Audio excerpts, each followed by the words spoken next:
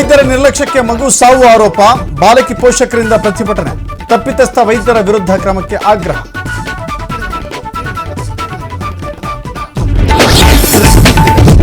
ಕಬಿನಿ ಜಲಾಶಯದ ಭೂಮಿ ಲಪಟಾಯಿಸಲು ಹುನ್ನಾರ, ಅಧಿಕಾರಿಗಳಿಗೆ ಶಾಸಕ ಅನಿಲ್ ಚಿಕ್ಕಮಾದು ತರಾಟೆ, ಪ್ರಕರಣ ದಾಖಲಿಸಲು ಸೂಚನೆ.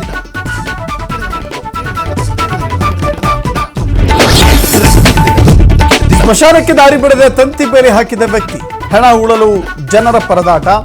ವಿಜಯನಗರ ಜಿಲ್ಲೆ ಹಂಪಿನಕಟ್ಟಿ ಗ್ರಾಮದಲ್ಲಿ ಗೂಡು.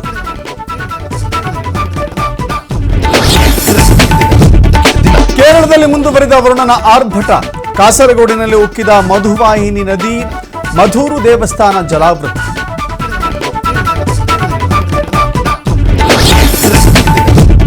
ಭಾರೀ ಮಳೆಗೆ ಅಸ್ಸಾಂ ಜನ ತತ್ತರ, ಕೊಚ್ಚಿ ಹೋಗ್ತಾ ಇವೆ ಸೇತುವೆಗಳು, ಮನೆಗಳಿಗೆ ನೀರು ನುಗ್ಗಿ ನರಕ ಯಾತನೆ.